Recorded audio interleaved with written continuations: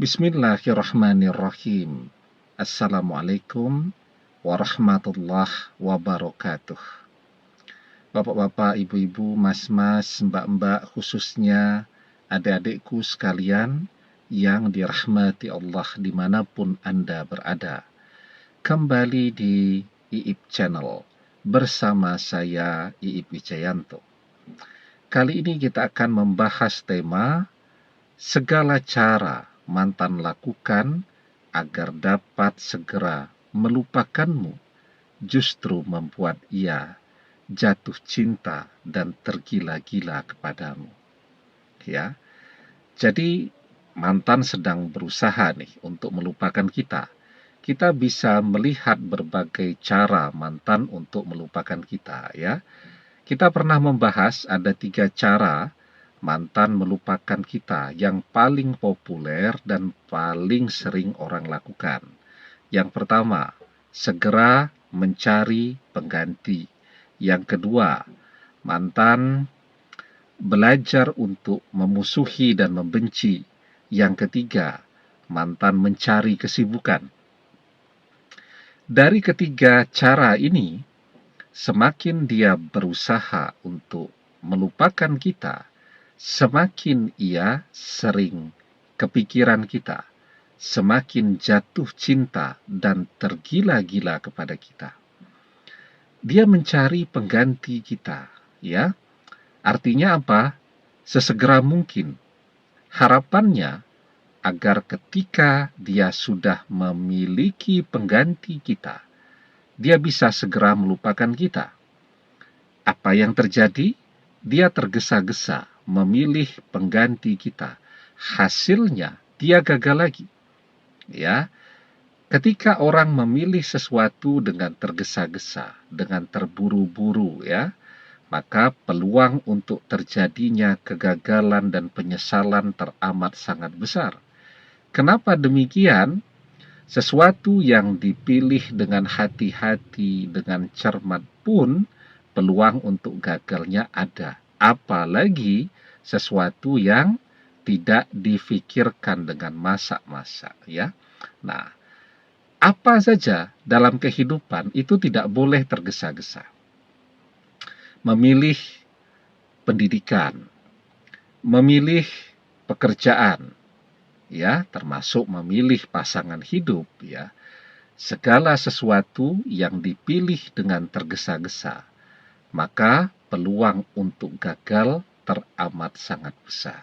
Nah, kemudian yang kedua, mantan berusaha membenci dan memusuhi kita, ya. Semakin dia berusaha untuk membenci kita, semakin banyak pula waktu yang ia habiskan untuk memikirkan kita. Contoh sederhana, ya, tiba-tiba dia teringat kepada kita karena sedang melewati jalan yang selalu kita lewati saat bersama mantan. Artinya apa? Jalan itu punya begitu banyak kenangan bersama kita. Tetapi ketika dia berusaha untuk melupakan kita lewat jalan tadi, kok malah teringat. Nah, agar tidak teringat, dia berusaha membenci. Maka dia terpaksa berkhayal, ya, membayangkan sesuatu seakan-akan kita itu adalah seseorang yang dia benci. Ya, ada sifat-sifat kita yang dia bayangkan yang bisa membuat dia membenci kita.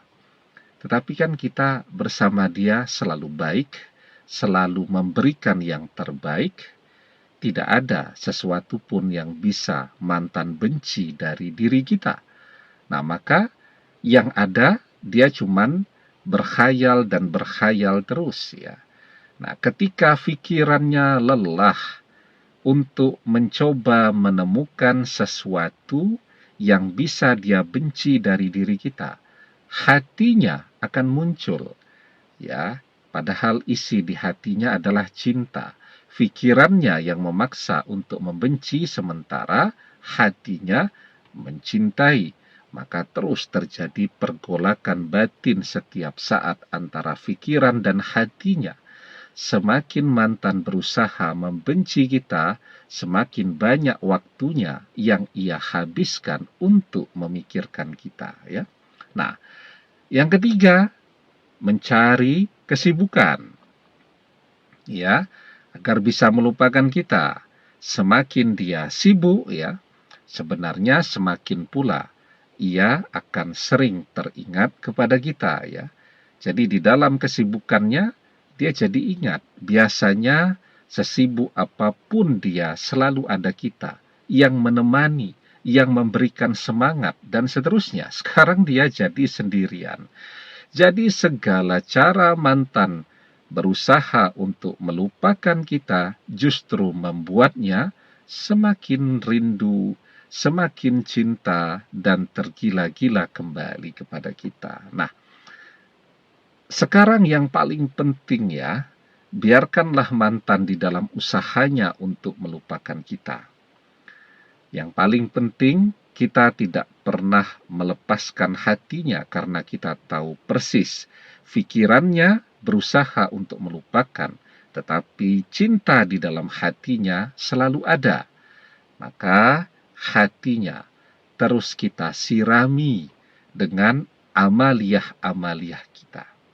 Ya, nanti pertanyaannya, amalan apa Ustadz yang bisa diamalkan? Nanti dibuka grup playlist, ya, di channel kita ini. Cari playlist yang judulnya amalan. Nah, nanti pilih salah satu amalan yang kita paling nyaman, ya, untuk mengamalkannya. Jadi ketika kita misal melihat videonya itu kita merasa bahagia. Nah, itu tanda bahwa amalan itu berjodoh dengan kita. Maka itu bisa diamalkan. Kita terus kirimi hati mantan ila ruhi wal jasadi. Nah, kita kirimkan amalan-amalan kita. Insya Allah hatinya akan terus mencintai kita.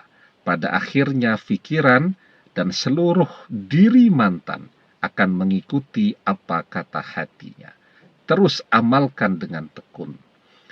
Di dalam sebuah hadis kita diajarkan, ahabbul a'mali ilallahi ta'ala adwamuha wa in qalla.